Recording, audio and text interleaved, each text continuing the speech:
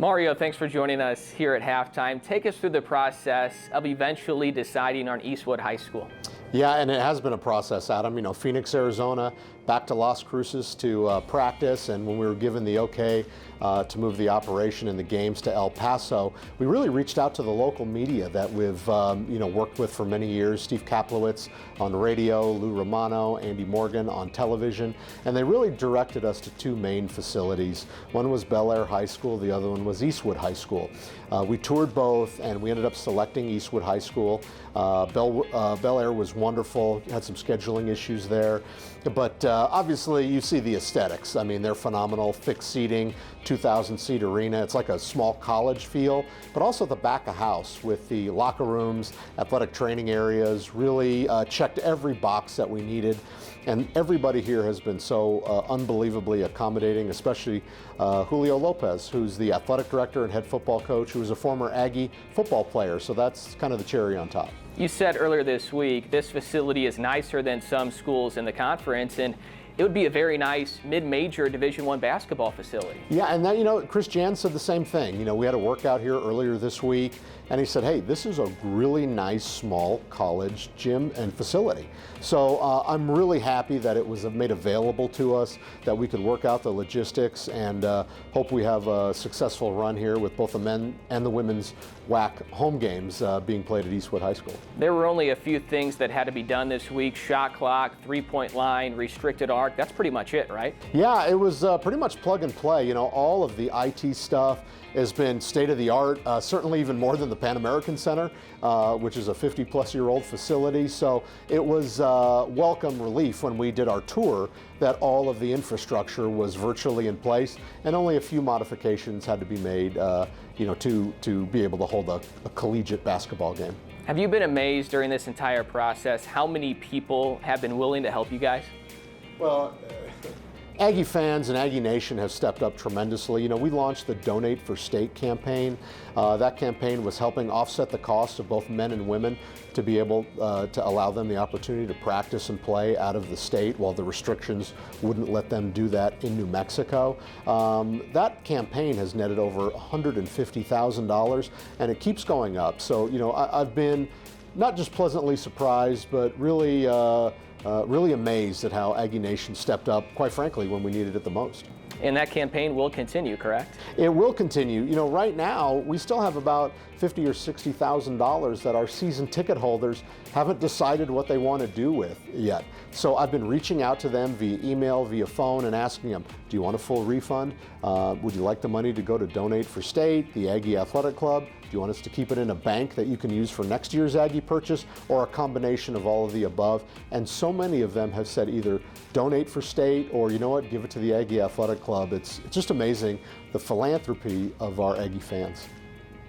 I want to talk about consumables. You now have beer, wine, whiskey, coffee, candle, and it's taken off.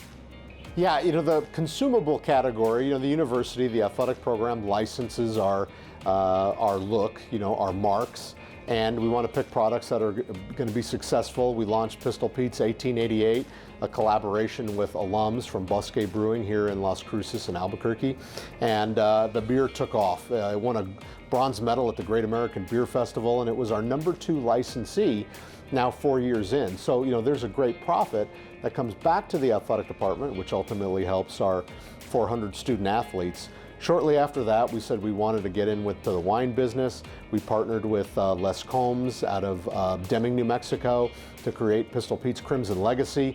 That went great. And then once again, small business, owned by an alum, Chris Schaefer at Dry Point Distillers, and we created Pistol Pete's 6-shooter rye whiskey, and that thing went crazy. Sold a ton of product prior to Christmas. And then we went and we partnered with Estas Manos Coffee Company out of San Francisco, another alum, to create a mountain roast, and we just launched in time for Valentine's Day from Creative Candle Company, Pistol Pete's Smell of Victory. The great things, many of these products can be ordered online, like the candle, like the wine, and alums from more or less all 50 states can order these products. I know you always have ideas. Are there more items ahead in the future? Yeah, definitely. I mean, we would be foolish if we, and we will be getting into the chili business here. There's just so many chili producers in our state, so many who have ties. We really want to take an organized approach at that. I think I already have my hot sauce guy lined up with Dino Cervantes and Cervantes Enterprises, but certainly there's a lot of other products, obviously salsa, powders, etc. So this is a revenue stream that a lot of institutions have not yet maximized, and especially in the time of COVID, without being able to have fans, all these products, you know, there's a 10 to 12% off the wholesale price that comes back to the athletic department. So think of it as every time one of these products is purchased, it's kind of like selling a ticket to an Aggie event. So it's been a great thing for us. It's certainly taken up some time while we haven't had events at home to be able to launch these products, and they seem like they're wildly successful and popular with our alums. And I've heard you say this before, this could serve as your third highest revenue sport, correct? No doubt. I mean, our relationship with Bosque Brewing netted $30,000 last year, you know, for a full quarter of revenues that came in, or 4 quarters. So, you know, I always thought the athletic director would be concerned about other things. I didn't think it would be about which stores are carrying our products. But it is a revenue stream that can't be ignored, and we're certainly going to take advantage of it.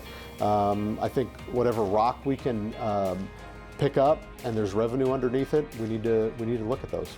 Lastly, does the AD have a favorite? Oh boy. Now I've got 5 children right here. I couldn't Yeah. pick one, but I think, you know, the very first one is Pistol Pete's 1888 Ale, our beer.